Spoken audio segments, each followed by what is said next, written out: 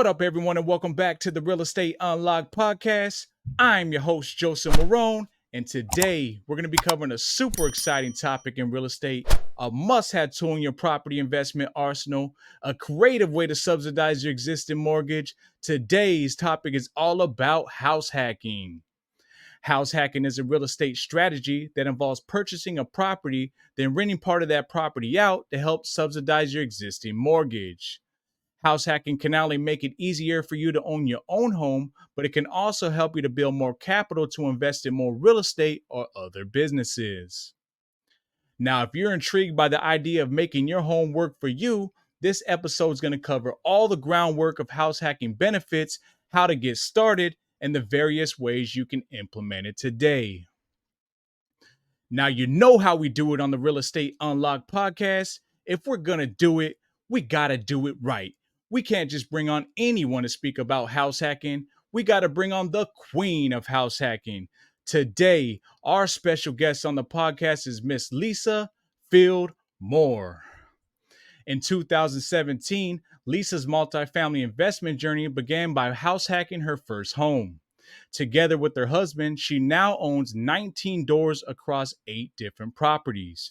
She is also a limited partner on 192 unit syndication in North Carolina with notable figures like Vina Jetty and Pace Morby. With the power of real estate, Lisa was able to quit her corporate job in 2021 and has since then invested heavily in networking and education to pursue her goals in acquiring larger multifamily assets. Becoming a VP at our local Real Estate Investors Association, she has now been given the opportunity to share her passion with others. So without further ado, I've been talking long enough. Everyone, if you will, please allow me to formally introduce to you Lisa Moore. Lisa, talk to us. How are you doing today? I am doing excellent. Thank you for having me, Joseph. I'm excited to be here. Yeah, no problem. Thank you for joining us and to talk about this excellent topic. Yes. So, Lisa, I know you have a very tight schedule. So, thank you for joining us today to talk about, in my opinion, one of the greatest ways to get started and familiarize yourself with real estate investing. But even further than that, finding a way to get creative in a time where we're dealing with not only high interest rates, but also high mortgage payments that most people just can't afford right now. So, thank you. You're welcome. You ready to drop some gems? Let's do it. Let's go. So, what's your story, Lisa? You've been doing real estate your whole life or what? No, I started in 2017. I'd always been interested in real estate, but wish I had started when I was younger. But got started in 2017. I was early 30s, about 33 when I bought my first house and house hacked it. I grew up in Massachusetts. I moved to Salt Lake City in 2016. I knew that I wanted to buy a property, so I spent the first year just figuring out where I wanted to buy it. And I also knew that I didn't want to have to pay for all of it myself. I wanted to subsidize my mortgage. So it was a great option. House hacking, I don't think the term even existed back then. But it was a great way to be able to buy my first property, start building that equity and building that asset, and having others pay a good portion of my mortgage. So That's awesome. I really love this term. It's a great way for like new people to really just get into real estate, and kind of learn the ins and outs of, getting familiar with, with tenants and property managing, if you will.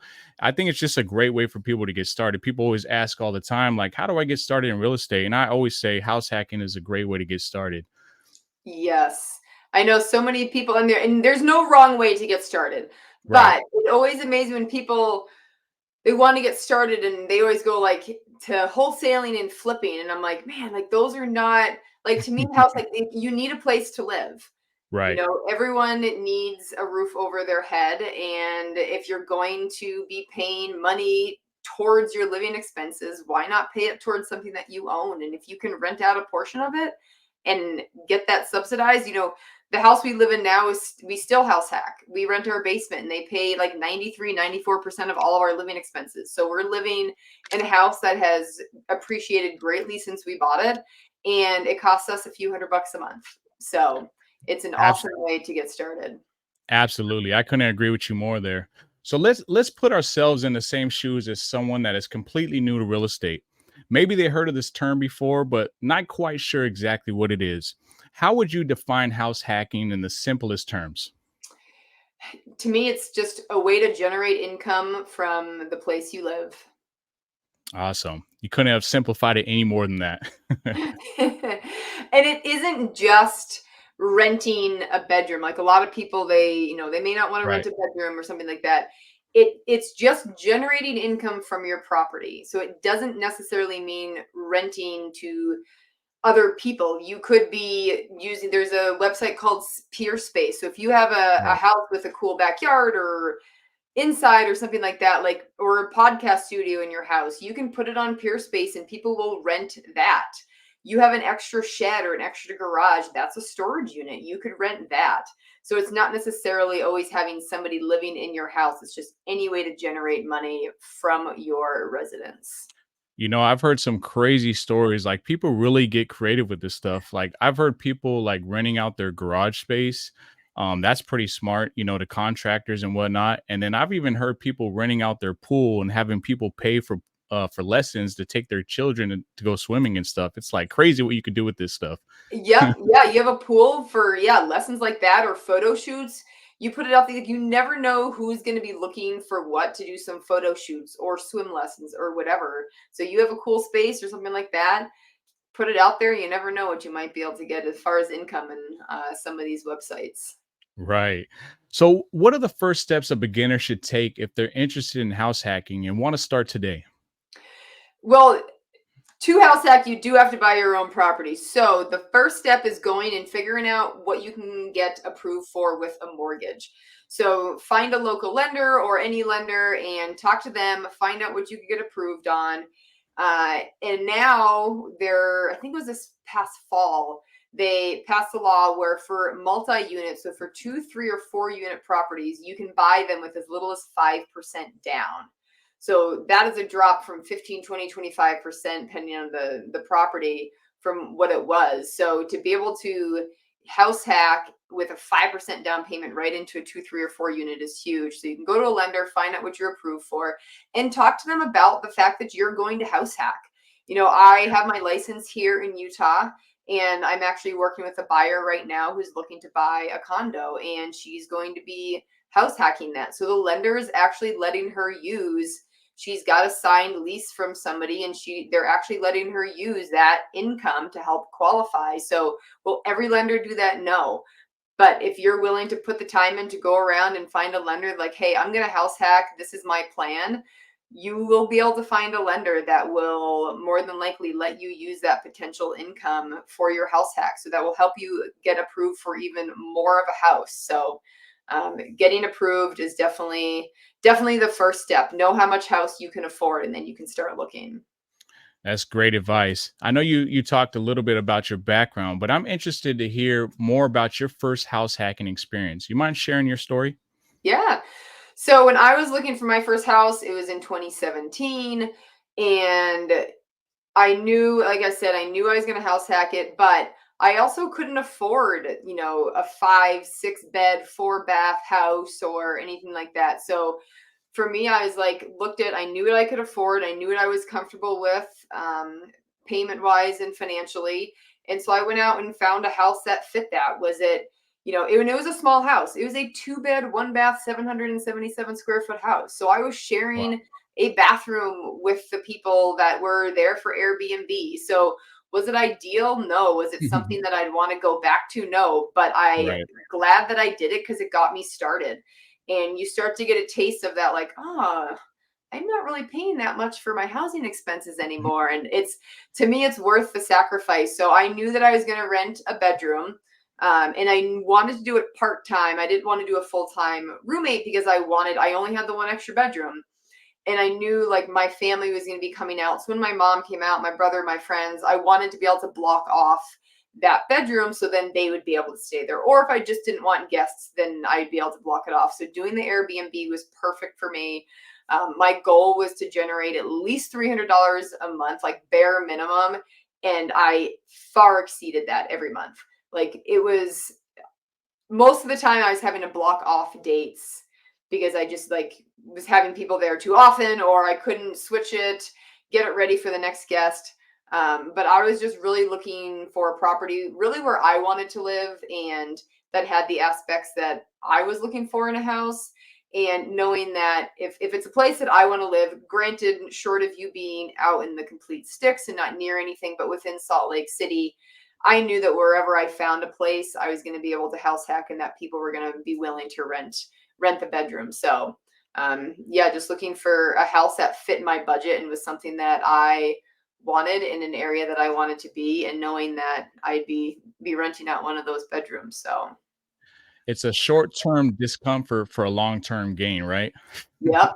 Yeah, I Well, mean, we did that for we lived in that house for a few years, 3 years, and it generated us a lot of, not hundreds of thousands of dollars, but it allowed me to be able to live for very close to free. So I could spend that money investing in other properties. And we saved up, we actually added a apartment in the basement, and we're able to fix that house up. It was more just cosmetic fixes, but we were able to, I could put money into that property and increase its value and get it ready. So when I moved out and rented it, that money that I generated from house hacking upgraded that house and made it even more appealing. So when it did come time for us to move out and rent it, I was renting it for way more than I would have if I didn't do those upgrades. that's awesome. One of the biggest objections I hear all the time is, well, I don't want to live next to someone or possibly share a wall with a stranger, right? Lisa, what would you say to that person to maybe help them see it from a different perspective? So short of you owning your own single family home, and I do get this a lot, and I've had people that say to me, well, I wouldn't want to rent my basement, or I wouldn't want to share space in my house or share a wall with anyone. But they're living in apartment complexes. Hmm. And you have people above you, below you, and on both sides of you. And you don't get to choose who those people are. So Right. short of you being someone that's living in your own single family house, if you're renting an apartment and you're like, well, I don't want to share a wall with somebody, you already are. So if you're already sharing a wall with somebody, if you're already having to deal with that, why not doing it in a place that you own and you get to choose who that is? Our basement tenants, we get to choose who lives down there. So if we meet somebody and have a place and we don't feel comfortable with them, or they love to party on Friday nights, or they're big, you know, they say they played the drums or something, we can choose who's in there to make sure it matches with us and our lifestyle. So it's if you're willing to make some sacrifices for a short period of time, then to me that's well worth the benefits that you get out of house hacking and starting to build that wealth. My first house I bought for $200,000 in 2017, sold it in 2021 for 440,000. Wow. So that's a huge, and granted, this was in Utah and we had just sheer luck of the market going crazy, but we also Right. improved it. So we put a new kitchen and I did new flooring, I painted it, we did the entire yard. I landscaped the entire yard, added a shed. So I did add value to it, but just owning a property and having that equity, it may not go up quite that fast, but majority of places you are going to appreciate and you're going to build that wealth and you're going to have that equity that you can use down the road. That's awesome. A little bit of discomfort to earn 240K of equity. I mean, who's going to complain about that, right? Yeah. I mean, somebody might, but I mean, I'm sure as heck not going to be doing that. But and on top of that, it doesn't necessarily have to be a single family home, right? It could be a Mhm. quadplex, it could be a duplex, Yeah. triplex, whatever you want to rent out or whatever you can afford at that time, you can make it work. Yeah. So, do you think this can work if you have a family, or would you say this strategy is more suited for someone that's single? It 100% can work for anyone. If you have a family, are you going to want to be renting a bedroom to a stranger with little kids? Probably not. But you buy a place like our current home. We have a basement apartment. If we had kids, I would have no issue renting out our basement because it's a completely separate unit. So there's no interior shared space. They have their own entrance from the outside. Yes, we see each other like any normal neighbor when you're, parking and stuff like that, but we're not sharing any space. So even if you have a family or you have kids, you can find places that have in-law apartments, or they have an apartment over the garage or something like that. Or you buy a duplex or a triplex or a fourplex. We've house hacked a triplex, and we lived in one Nice. of the units and, rented out the other two. So that's another avenue where you can easily buy a multifamily and have that space. Again, it's sort of just like having an apartment. If you're living in an apartment building with kids, then you can house hack your own property if you have a separate unit. I definitely understand people not wanting a bedroom rented to a stranger if they have kids, but I have friends that they do the same. Their basement is a separate apartment, and they've got two kids upstairs, and they rent that out short-term rental, and it generates them a lot of income and allows them to just have that money to either reinvest into their property or into something else. So I don't think it matters if you have a family or not. There's always a solution if you're willing to live in a duplex or a triplex or a fourplex or have a mother-in-law apartment. So Right. And you did mention income. So let's talk a little bit about the financing for a house hacking property. Are there any specific loan products that may be best suited for this strategy? house hacking is becoming more popular, and I've definitely noticed, like, as I talk to lenders and talking to other investors, or like the buyer I mentioned earlier, she was able to find a lender that's letting her use that potential income for qualifying. So I do think more lenders are starting to allow that, and they're also looking at it as things are getting more expensive. It is harder to afford a home. So I think a lot of lenders are starting to loosen up on some of the things. Some of them, they want to see that you've been doing it for a year or two. Others, your first property, they may start letting you use that income. They may not use 100% of it. They may say, okay, your potential is $1,000, but we're going to use 700 or 600. That's still additional money to help you qualify. So if you are looking to house hack and you go to a lender and they say you can't do that, try another lender. Right. There's so many lenders out there, and there's a lot of investor friendly lenders that are out there now that, can I guarantee you would find one? No, but I would with quite a bit of confidence say if you contact enough lenders, especially investor friendly lenders, you'd be able to find someone that will allow you to use at least a portion of that potential income that you'd get from house hacking. Right. And then would you say it's kind of frowned upon with lenders, or like are you even mentioning it when you're getting a loan? We absolutely do. Right. The ones that we have house hacked and the ones that we've done, we absolutely mention it and tell them, like, this is our plan. This is the potential income.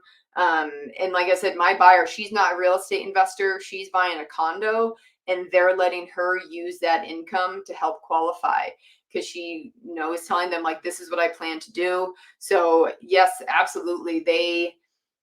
They will, again, if you find the right lender, let you use that, and definitely tell your lender and be upfront right away with the lender, like, I'm looking for a lender that's going to allow me to use the income from house hacking. Will you do that? And Right. that'll be your first question with your lender. If they say no, then thank you, move on to the next one. But make that your first question. If that is your plan, then make that your first question with the lender and find out if they'd allow it. And if they do, awesome, move forward. If not, then you can go on to another lender. We buying one of our properties, we went through over a dozen lenders before we would find the one that worked for that property in that house hack situation. So it can take a while to find a lender, but it's well worth the time spent for what it can save you and what it can get you. Great advice. What's the minimum amount of money someone might need to start house hacking? So that would depend on if you're buying a 2, 3, or 4 unit property, there is the 5% down. But if you're buying a single family home, there are loan programs out there that are 1% down, 3% down. So if you're buying, a $300,000 house and you can get into something that's, a 1% down program, you'll be paying that 1%, the 3,000 plus your closing costs. And you can also find a lender that will give closing credits. So when I bought my first house, it was a couple $1,000 out of pocket because at the time there was a loan program, first time home buyers. I think it was a 1%, it might have been 3% down, but then they had lender credits that went towards my closing costs. So for me, out of pocket, it was very little. And there are still programs out there that do that. I know my buyer right now has a program similar. And when you're negotiating, when you're making offers on a house, put that into your offer. In the last few years during COVID, putting concessions into your offer was not going to happen. It was kind of crazy. But right now, in Salt Lake at least, you can negotiate that. You can put into your offer, if they're asking 300,000 for property, like I'll pay you your asking, but I want 10,000 or 5,000 or 15, whatever it is, towards closing costs. So that's another way to supplement your out of pocket, is by asking for concessions and asking for money towards closing costs in your offer. So make sure you get a good realtor that knows how to negotiate those things too. Excellent advice. Excellent advice. What kind of financial benefits can one expect from house hacking? I mean, one, just the saving money on your living expenses. Your living expenses are typically going to be your most expensive thing. Most people, you're spending a third to a half of your income on where you live. So if you Absolutely. can cut back on that, even if it's just half, that's a huge, huge benefit. So, I mean, right off the bat, just being able to reduce your living expenses is the number one thing. But then you're also building equity. We have built equity in all of our properties, and our house hacks, the current house that we live in, again, it was a complete remodel. My husband's a GC. The two of us gutted this house, redid it. So yes, we put a lot of sweat equity into it. But even if you buy a turnkey property, again, every market's different, but odds are like it's going to appreciate. So building that equity over time, and then a few years down the road, no, it may not be 200,000, but you might be able to take $20,000 out, and even 20,000 can help you get into another property. So um, reducing your income or reducing your expenses and helping build that equity. Yeah, what's smart about it is that, let's say you're used to paying anywhere from like a $2,500 to $3,500 for rent. You can buy a house, use an FHA loan, only put 3.5% down, which is roughly what, like 17, $18,000 for a $500,000 home. Then turn around and house hack that property and cover most, if not all, your mortgage. Yeah, You might even cash flow, right? So then yeah, what you do is pretend you're still paying that $3,500 for rent by paying yourself and putting it into a savings account. Now you're essentially saving 30,000 to $42,000 a year. It's crazy what you can do yeah. with house hacking. Yes, it's such a powerful, powerful option within real estate that I encourage everyone I talk to, if they're looking to get into it, or even if they're already into it, to house hack. It can be so valuable to building your wealth and saving money. Not only that, it's a good combination. You mentioned that your husband's a GC. I mean, you're an investor, GC. That's a deadly combination, right? It is, yeah. We are like a little power couple, with him on the Right. GP side. My background is financial analysis, so I'm all the numbers and business side of things. So it was it was a good meeting of him. A good Well, you guys are definitely doing the right thing. You make a good duo. So, what are Yeah. your top tips for finding a property that is ideal for house hacking, especially for those with limited experience? So the first is to decide, are you looking for a property that you want to rent out the bedrooms in, or are you looking for a property that you don't want to have to share your space and you want it to have a separate unit? So whether that's buying a duplex, triplex, or fourplex, or just a single family that has a mother-in-law apartment. So the first decision is, do you want to rent bedrooms, or do you want a separate unit to rent? If you're looking to rent bedrooms, it's really, of course, I started with a 2 bed, 1 bath. It would have been nice to have a second bathroom, but it still worked. But that's Right. something to decide as well. Like, are you willing to make that sacrifice and share one bathroom if that's all you can afford? Or can you afford a house that has 2 bed, 2 bath, or 3 bed, 4 bath? So really figuring out um, how much you can afford again, but how you want to rent it, and then finding a house that fits that. Like, if you don't want to share a bathroom, I can get that. Find a house that may have 2 bathrooms. The house that we're in now, if we wanted to house hack, it would be good because we have our own master bathroom, and then our second bedroom has a bathroom as well. If we wanted to house hack even the unit we live in, but that's, to me, the biggest thing. Do you want to share space, or do you want your own separate unit? And then from there, it's just deciding where you want to live, how many bathrooms you want to have. It really is any house, in my opinion, can work as a house hack. It's just, what are your requirements and what are you really looking to do with the house hacking? Are you still house hacking now? Do you house hack the property you're in? We do. So when we Nice. bought this, we specifically bought it because we could build out the basement. It Right. already had a bathroom, one bathroom in the basement. It supposedly had a kitchen. It was a little bit of a stretch advertising it as a kitchen. It had like one, it actually had two rooms that had kitchen cabinets in it, but that was it. No water, no nothing, literally just cabinets sitting against a wall. But we built that out into a 2 bed, 2 bath apartment.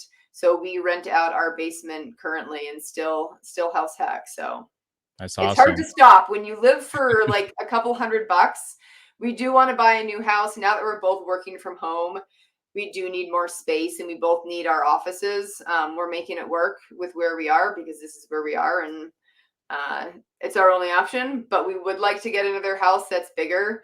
But we think about, ideally we wouldn't house hack the next one, but it's also, when you look at living for a couple $100 a month, it's like, oh man, it's kind of hard to give up house hacking once you get a taste of it and you live for so Right. cheaply. But I think once you get introduced to it and you see how it works for you, it's hard to see it any other way now, right? It's like every time you're looking for a property, I bet you're looking for those aspects where you can implement it into a house hacking property. yeah, even though we're like, we prefer not to share any space, we are actually looked at a property and it had like an outdoor area, and we're like, oh, we could build an ADU back here so we could still house hack, put up a fence. It would be like just any normal neighbor, but not have to share any walls. So yeah, any place we look at, we're immediately like, how can we generate income from this property? Right, and I think the ideal situation, if privacy kinda is your biggest concern, is having, like, maybe a front house and a back house with a long driveway where it's you have a gate and you never really see that person, right, besides them coming in and out of the driveway. So, Yep. I think that's a good situation right there as well. Yeah, and we owned a property that was just like that. It was the one lot, but it was two separate houses. And so there was no shared space. We didn't house hack that one. That one was just an investment. But for something that was looking to house hack, like, to me, that was such a perfect property because of that. It was, you basically had your own house, and it was a good sized lot. So that other house, you still had your own yard. There was a fence. It was just like any other neighbor in, any neighborhood where you've got houses. So that's Right. definitely like the ideal, to find something like that. So as you know, there are some states that some investors typically stay away from, like New York and California, due to their very strict rental control laws. Are there any markets where house hacking wouldn't work as well? And what are some key factors to consider when choosing a location? So I'm sure, obviously, I'm not familiar with every market, but I know that in some areas in Utah, like, technically you're not supposed to have more than a certain amount of people living in the house. And so there are definitely some areas that may have those restrictions.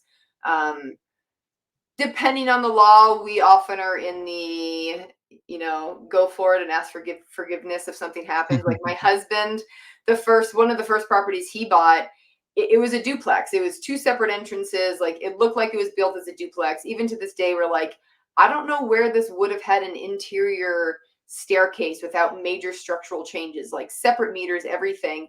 And he bought it. And then years down the road, somehow it came up, oh, he was trying to get a HELOC against it, and it came up that it wasn't a legal duplex. And they came in, they're like, well, you can't be renting it like this, you can't rent it. And he's like, can I have roommates? They're like, you can have roommates, but they can't pay you rent, but they can help you pay for your expenses, Mm, which is basically the same thing. So right. he's like, okay, I'm not renting it. I just have roommates that help me pay for my expenses. And they're like, okay, that's fine.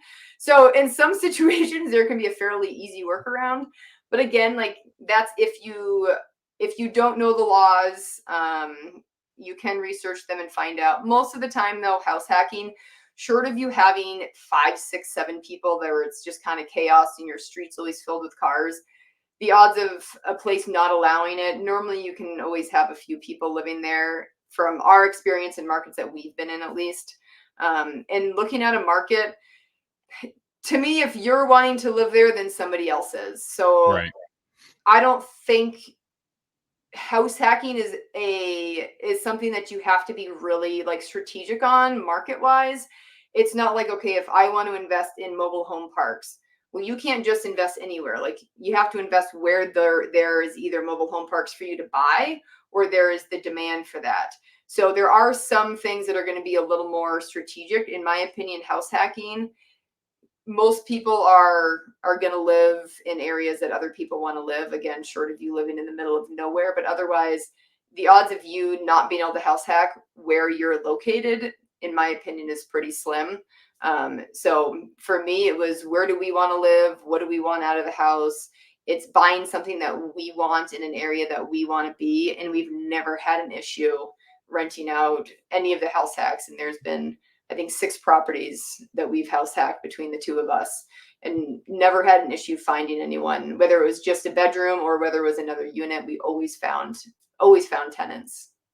Yeah, and see, I'm actually from California, and it's like, rent here and mortgages here and house prices is just extremely through the roof. So it's almost like you have to get creative, and we're seeing it all the time now with a lot of people are, they're adding ADUs to their backyards, and you really have to get strategic, like getting a duplex, maybe renting out to a family member. You really have to like think outside the box to survive out here, because the prices are a lot different compared to like the Midwest and there's other states where, it's a lot cheaper in cost of living. Yeah. Yeah, Utah's not quite as expensive as California, but I feel like we're chasing after you in that regard pretty hard right now.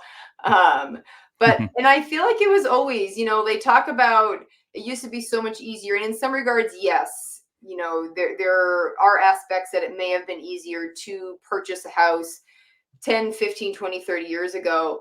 But I was talking to a friend who bought a house 25, 30 years ago, and she's like, didn't even dawn on me until talking to you. She goes, I house hacked. She goes, and that's how I afforded a house. And this was 25, 30 years ago. So I Right. think it's always, you talk to anyone when they buy a property, and odds are, no matter how long ago it was, they probably felt like it was a stretch to buy it. And they were a little worried. Is it going to work? It seems expensive, things like that. And then you look back, you fast forward 10 years and look back at when you bought it, and you're like, man, I got to steal for that place.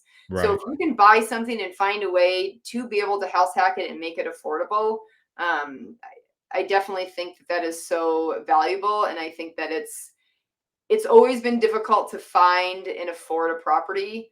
Different aspects now make it difficult in different ways, but interest rates really aren't that high. You look at them historically, and we're kind of right in with average historical rates and things like that. So I think if you're willing to put the time in and you're willing to dedicate and kind of make those sacrifices, you can definitely find something in your area. It may not be the 5-bed, 4-bath, giant, beautiful house that you want to live in that's brand new. But if you're willing to live in, a smaller property for a time being, it's a great way to get started.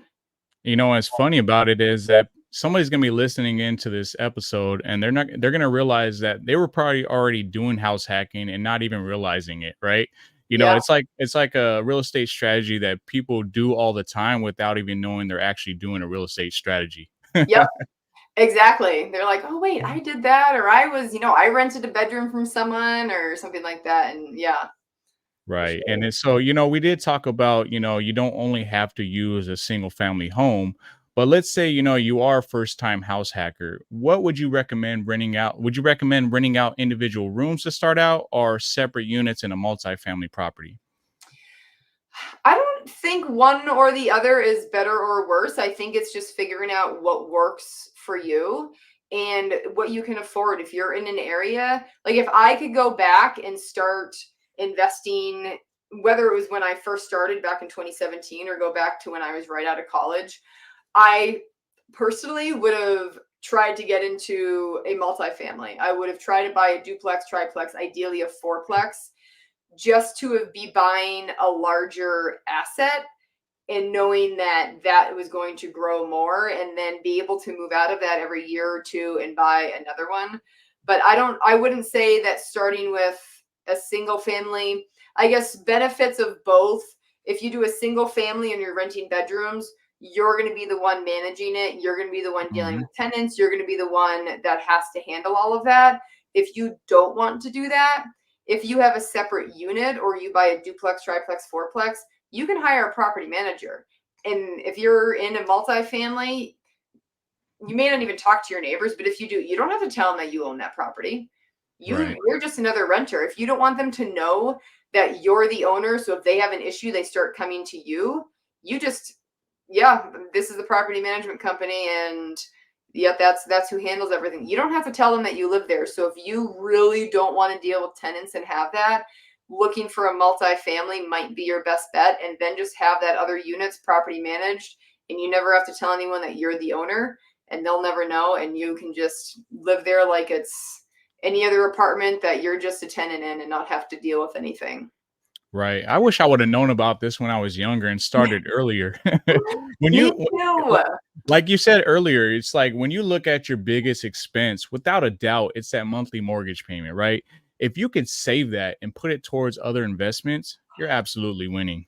Yeah, I know. I think like if you go back and if at like 22 you were able to buy your first property with a 1% down and lower your expenses by house hacking, and every year or two move out, by the time you're 30, early 30s, you could own three, four, five properties from saving up like that money. Instead of you paying that rent to an apartment building, you're paying it to yourself to save up for your next one and buying that. It's like, man, you could have three, four, five properties by the time you're 30, early 30s, and now you're renting all those other ones. And keep in mind, they all will have the primary residence financing, which is going to get you lower interest rates as well. So, Exactly.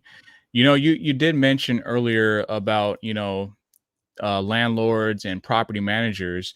For those that don't have much experience or any experience at all being a landlord, how do you balance living in your own home while also managing it as a rental property?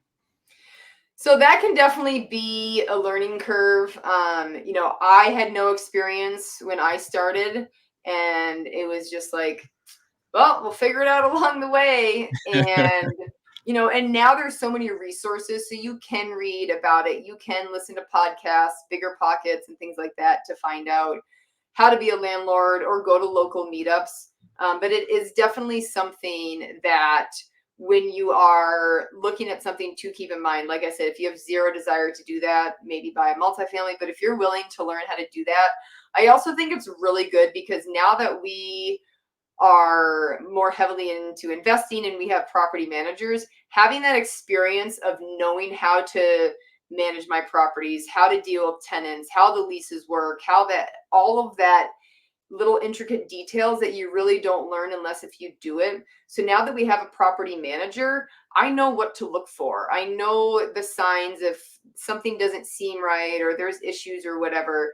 So if you do plan to like build and grow, and even if you're like, I have zero desire to be a full-time landlord the rest of my life, I still think it's really valuable to learn. And are you going to make mistakes? Of course. You're never going to stop making mistakes, but to learn how to do it, and with so many resources now, I actually think it's really good to have that experience. So as you do grow, you'll know what to look for when you're looking at a property manager. Or if you're investing in a syndication, you have an idea of how it works. So if somebody's saying something, you're like, that doesn't really seem right on managing a property or whatever it may be. It just gives you that knowledge and that experience that to me is so valuable. Yeah, you know what? I think a lot of people want to get into investing and they're just so risk adverse, and they're always like, I got to know everything before I get started. Like you just mentioned, there's nothing wrong with going and making a mistake. Sometimes you got to make mistakes to learn from them and learn how to overcome that. And what better way to start out in real estate investing than house hacking, right? House hacking is a great way to get started. So, good point right there. How are you advertising your rental spaces? Like, are you using AirDNA? Are you using social media? So now we do just long-term rentals. We dabbled in the short-term space. That is not for me. I'm one that fully I accept what I am good at and what I am not good at. And short-term rentals just not something. We do want to buy a couple. We want to get one in Hawaii and one in Wyoming, and I will gladly pay whatever it costs to have somebody else fully manage it. So we focus just on long-term tenants. And we've posted on Zillow, Facebook. Here in Utah, there's a website called KSL. It's sort of like a Craigslist, but more local. Just those different avenues.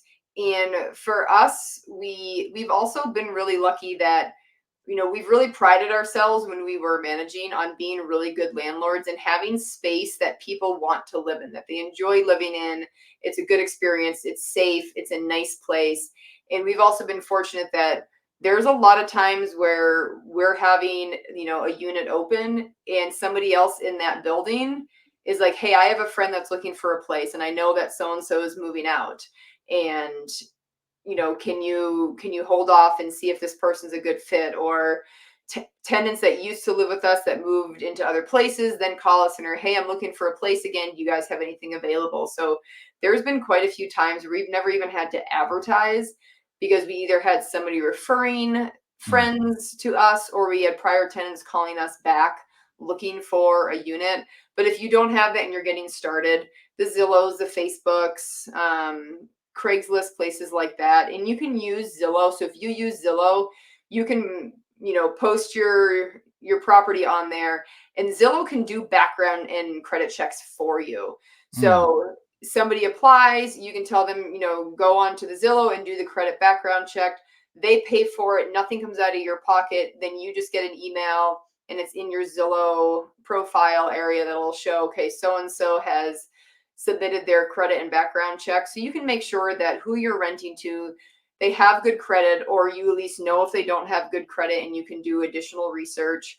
And if they have a criminal record and what their background is. So Zillow is a really good resource for that, just to be able to kind of do everything in one spot, be able to post your listing as well as have them go there and get that credit and background check. So you can have a little more information on who you're looking to rent to. So was it the turnover rate that you didn't like so much about short-term rentals? Um, Yeah, I mean, just always, it's to me, it was a very, I mean, it is, it's very active. It's hospitality. So you're just, if you have somebody, checking out this morning and somebody checking in this afternoon, like you need to have your teams in place, your cleaning, all of that stuff. When I was renting a bedroom in my house, way easier. Like I keep my house clean. I didn't have to worry about like flipping an entire house. I just needed to make sure that there is a new set of sheets, and that was super easy. As soon as it involved us having to travel to a property, and I wasn't even working at the time. In 2018, the job that I was at, I quit the job. I didn't work for 6 months. We did a road trip for a couple months, and when we got back, it was the beginning of November.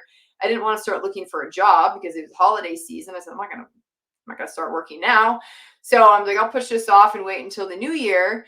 And we had somebody move out, and we heard so much, hey, you can make so much more with Airbnb. So with me not working, we said this is the perfect time to try it. I've got the time to do it.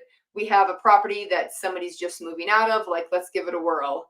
And yeah, I did not enjoy the constant active and the cleaning up after people and just having to just the communication all the time. And you really do have to kind of always be available if you're the one that's managing it.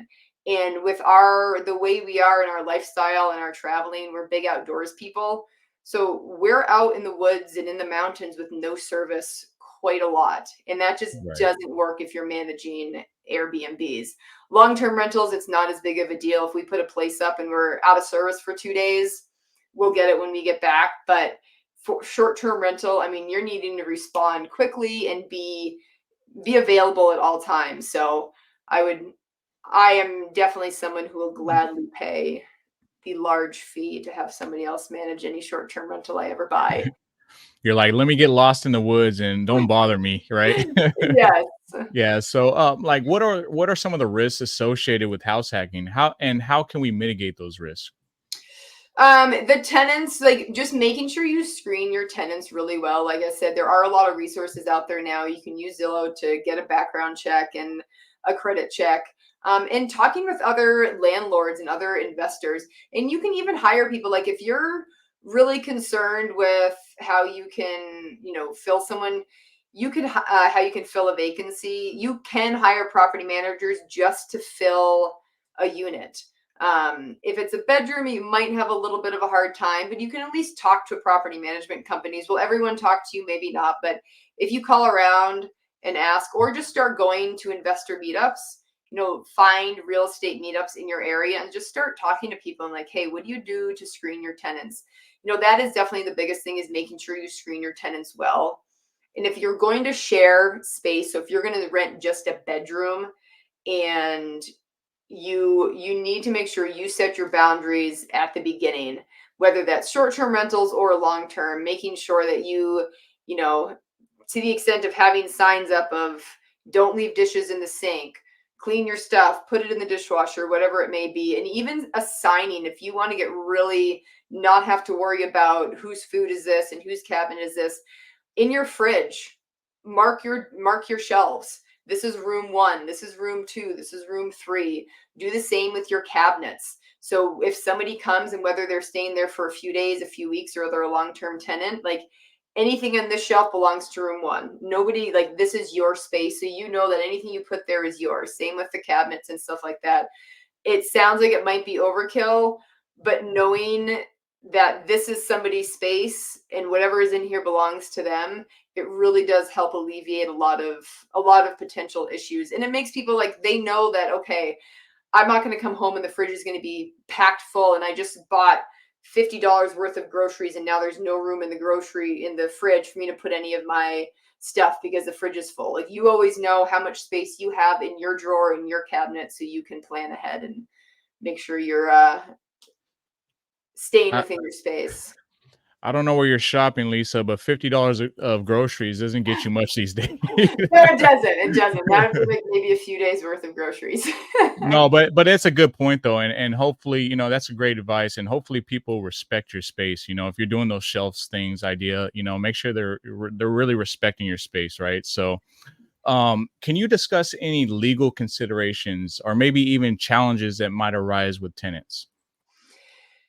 I mean, tenants in general, there's always, the big thing, obviously, making sure you're not discriminated against who you rent to. In Utah, and my guess is other states are similar to this, but at least in Utah, when somebody applies to our one of our apartments, we don't pick and choose who that is. So we have our requirements. Okay, you have to have a credit score above 650. If you don't, then we need, references from prior landlords.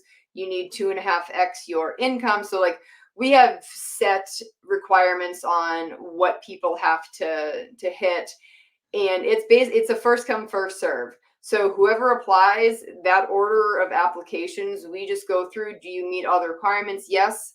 Okay, then we'll move forward with getting background checks and interview and things like that. So making sure that you're following any guidelines and any rules and regulations locally. If you're house hacking, it's the only property you own, they typically are a little looser on things because it is your own house. Like, dogs, pets, we Mm, can't say no to service animals. If you're house hacking and you're allergic to a cat or a dog, you can deny that because it's within your house, and you can't have somebody living there that, you're allergic to the pet that they're bringing in. So you do have normally a little more leeway when it's your own property and you're house hacking. But tenants, you definitely, obviously, making sure you don't discriminate, and making sure you take care of your property and you're not opening yourself up to any legal things, making sure it's safe, making sure you have smoke detectors, although so many tenants take down the smoke detectors or take the batteries out of them when we go and do checks, and we're like, smoke detector, I know this mhm. was working when we had you move in. But just making sure you're doing those safety checks and things like that, so there's nothing that, if God forbid something was to happen, there's no smoke detector, there's not a fire extinguisher or whatever it may be. So just making sure that you supply safe places to live, um, definitely Right. will help. But also putting your properties into an LLC will give you an added layer of protection as well. I love that you brought that up. Good advice. Good advice stuff. How can house hacking fit into a long-term real estate investment strategy?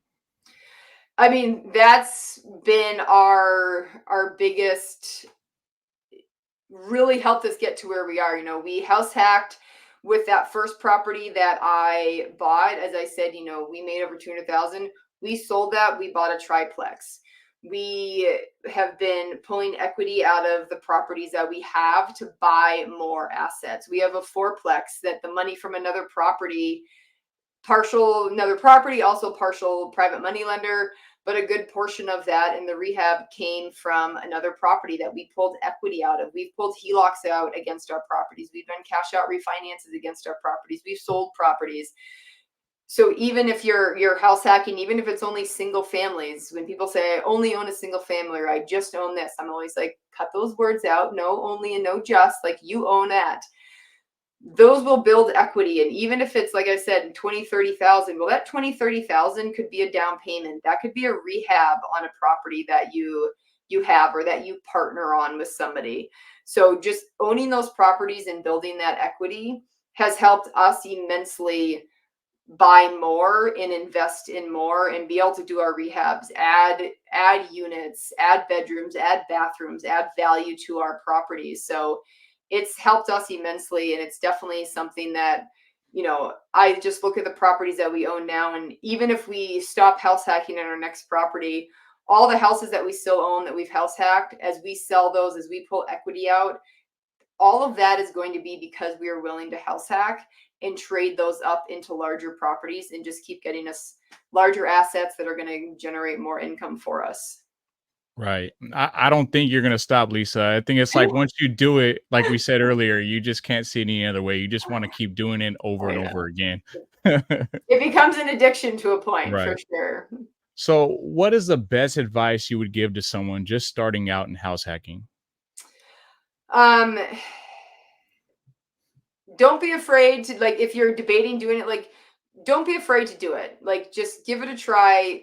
Make sure you screen your tenants. That's probably really the biggest thing, is making sure you're screening your tenants and screening them well. The people that we've met that had bad experiences or don't want to do it again, it's because they didn't screen their tenants, or they let a friend move in. They let a Hmm, family member move in. And good it's point. really hard for a lot of people to set boundaries with people that they know, their friends, their family. Somebody's not paying rent, like, oh, I'll get you next week. Don't, like, it's okay. Don't worry about it. I'll pay you next week. And if you cannot say to that person, like, no, your rent is due on the 1st, you pay it on the 1st, or you'll be getting notice on whatever day, the 3rd, the 5th, whatever's in the lease. So if you aren't someone that can set those boundaries, don't rent to friends and family. For a lot of people, it's easier to set boundaries with people they don't know than it is with friends and family. And friends and family can tend to, not necessarily on purpose, try and like take advantage of you, but just feel like it's a more casual relationship and not take it as seriously as they should, when it's like, this is them paying their rent. Like, they wouldn't do that to another landlord. They shouldn't do it to you. So Right. making sure you have boundaries and making sure you screen your tenants, I think, when you're going to do some house hacking, are probably two of the biggest things. Oh, Lisa, you got 18 doors. You got it. You could spot me this month. Exactly. All right. So, any new goals you set for the year? What's 2024 look like for Lisa? So 2024 for us, so we are really looking to buy some larger properties. We are looking to buy up to 50 unit assets here in Utah. We really want to look for that generation, the 60, 70, 80-year olds, that boomer generation that is looking to retire, looking to enjoy life and not have to deal with being landlords.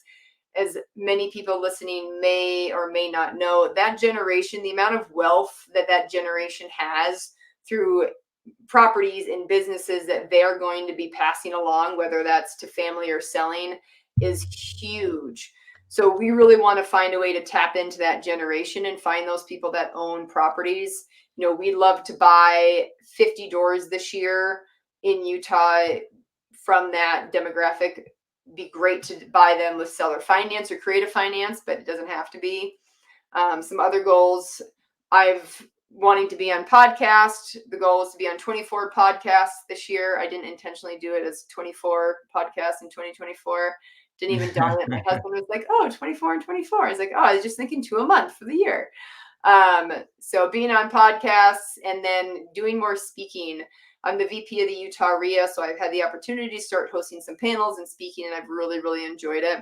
So looking to do 5 speaking engagements this year. So anyone out there, if you're looking for anyone to come speak at any of your meetups, I am willing to travel. We'd love to travel. So an excuse to go somewhere doesn't take much for us to have an excuse to go travel somewhere. So if you We're do always host a meetup, we're always looking for an excuse to travel, right? yeah. So Yeah, yeah, so if you host a meetup or anything like that and you're looking for speakers, I'd love to come. Definitely hit me up and we can talk about it. So that's some great goals you got there. You're really setting the bar high. I love it. yes. So one of the things that I like to do is give the community a voice as well in these podcasts. So typically I'll drop a post explaining the topic we're currently covering, and I'll ask if anyone has any questions they would like addressed. The question I chose today is by Romario Budai, and his question was, I would love to Subto my first house hack. Is that possible? What's your response to that? Absolutely. The creative finance right now is, such a popular thing because interest rates are significantly higher than they have been the last several years. And you can absolutely house hack something you buy sub to. Those are kind of two separate things. How you acquire the house and what that financing looks like really has nothing to do with what you plan, whether you plan to house hack or not. So you can absolutely find a house that you purchase sub to, you own that and you have that asset, and now you can house hack. So you can absolutely house hack something that you purchase subject to or seller finance. However you acquire it, you can house hack it.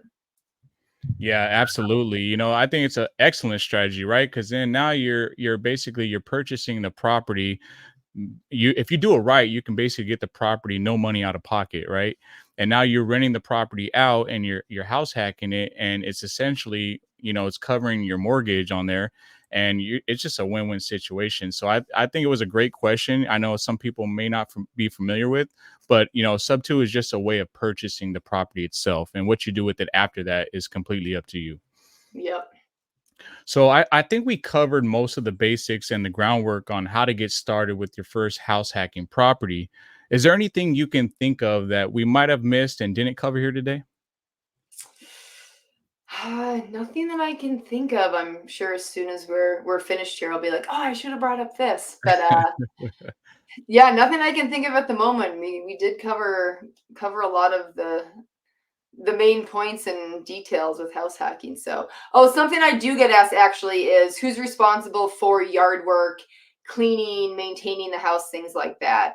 Mm, And if it's a single family home that you're renting out bedrooms, typically I'll just communicate with the people, like they're obviously responsible for their own space, but making sure they're cleaning up after themselves. If people are sharing a bathroom, sometimes it's not a bad idea to have a cleaner come in every couple weeks just to clean the kitchen and clean the shared spaces. I've heard a lot of investors doing that just for the couple $100 a month it costs, just knowing that the spaces are getting clean. There's no like disagreements on who's supposed to clean it, things like that. If it's you and one other person, it's a lot easier. Like you're doing it this week, I'm doing it this week. And then as far as yard work, I will say never believe a tenant that says that they enjoy yard work, even if they really are convincing about it. It's a rare tenant that will actually maintain a yard. So do not house hack with the expectation that your tenants are going to maintain your yard. So if you care about what your yard looks like and it will be shared space, expect that you will be the one maintaining that yard for sure.